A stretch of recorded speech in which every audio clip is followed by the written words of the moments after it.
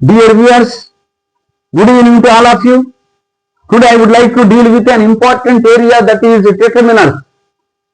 Determiners అంటే నౌన్కి left side ఉండి ఆ నౌన్ గురించి చెప్తా ఉంటుంది అనమాట.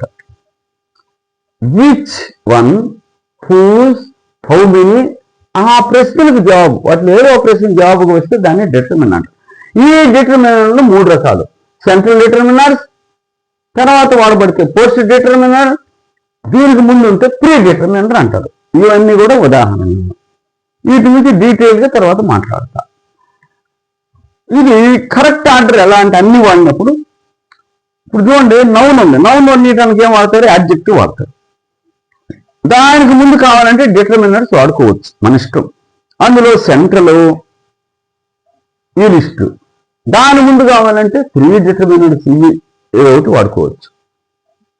దీని తర్వాత పోస్ట్, ఇట్లా ఏ కావాలంటే వాడుకోండి, మన ఇష్టం అది. On is 4 close relatives. Relatives noun కదా, దాన్ని వర్ణించడానికి యాడ్జెక్టివ్ వచ్చింది. దాని ముందు ఏమొచ్చింది? హిజ్ అని ఉంది. దాని తర్వాత 4, దానికి ప్రీ డిటర్మినర్. ఇక్కడ యాడ్జెక్టివ్ ఉంది కదా, ఈ డిటర్మినర్లు ఎందుకని కొంతమంది అంటారు. Difference between adjective and determiner. He is a good boy. Boy noun కదా, దాన్ని వర్ణించడానికి గుడ్ వచ్చింది.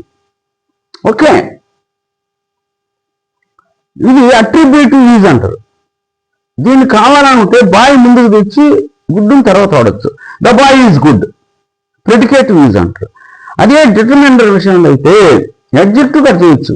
డిటర్మినర్ అయినట్లయితే అట్రిబ్యూటివ్గా ఉండాలి, అంటే నౌన్కి లెఫ్ట్ సైడ్ ఉండాల్సిందే కానీ నౌన్ తర్వాత ఉండకూడదు. This is my house, this house is my, this house is my, this house is your, అట్లా అనకూడదు. ఈ డిటర్మినర్ని లింక్ వెర్బ్ తర్వాత వాడకూడదు, నౌన్కి లెఫ్ట్ సైడ్ వాడుకోవాలి. అదే రెండింటికి తేడా. Thank you very much for your being with me.